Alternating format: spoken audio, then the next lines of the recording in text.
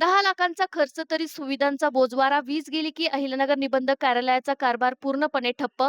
जनरेटरची battery निकामी, inverter नाही, पाणी नाही, कलर प्रिंट नाही. 10 लाख रुपये गेले कुठे? वकिलांचा संतप्त सवाल. दुय्यम निबंधक अहिल्यानगर 3 कार्यालयातील भोंगळे कारभार पुन्हा एकदा उघड झाला आहे. वीज पुरवठा खंडित होताच संपूर्ण दस्त नोंदणी प्रक्रिया ठप्प पडते.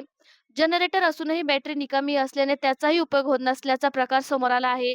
कार्यालयीन सुविधांसाठी 10 लाख रुपये खर्च झाल्याचा दावा असताना पिण्याचे पाणी, इन्व्हर्टर, कलर प्रिंटर, लीगल कागद यासारख्या मूलभूत सुविधाही उपलब्ध नसल्याचा आरोप ॲडव्होकेट संदीप पाखरे, ॲडव्होकेट पराग काळे यांच्यासह वकिलांनी केला आहे.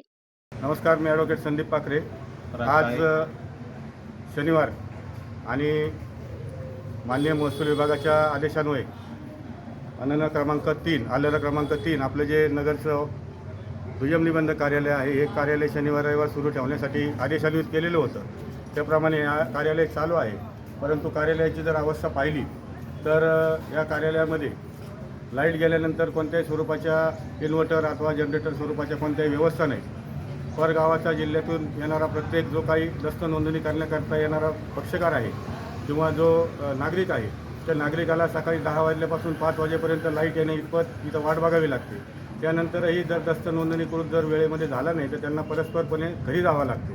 वास्तविकता महसूल विभागाने, मुद्रांक आणि नोंदणी विभागाने प्रत्येक कार्यालयाला 10 लाख रुपये हे त्यांच्या व्यवस्थापनासाठी खर्च करण्यासाठी दिलेले होते.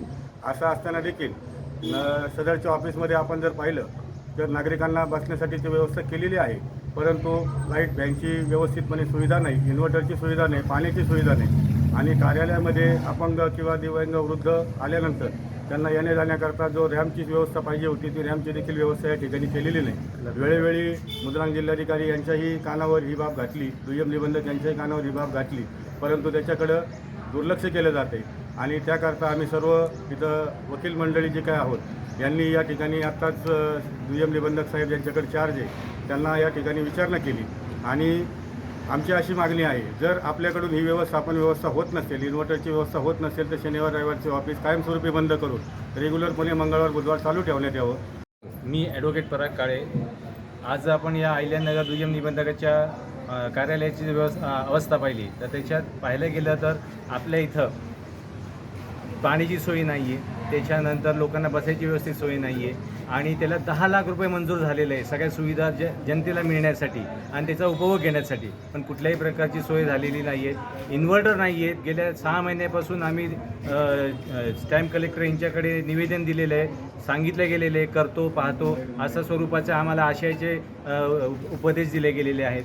आज आपण पाहिलं तर कलर प्रिंटर आणि या सगळ्या व्यवस्था आणून दिल्या गेलेल्या आहेत, परंतु त्या इन्स्टॉल झालेल्या नाही आहेत. जुने लोक त्याच्यात लक्ष देत नाही आहे. वेळोवेळी ते लोक त्यांचा फक्त वैयक्तिक स्वार्थ पाहत आहेत आणि आर्थिक स्वार्थ पाहत असल्यामुळे त्यांच्यासुद्धा बदल्या होऊन परत त्यांना त्या जागेवर आणण्याचे प्रयत्न चालू आहे, पण लोकांना आणि जनतेला इथे सेवा मिळत नाही आहे. या गोष्टी यांनी पाहिली पाहिजे.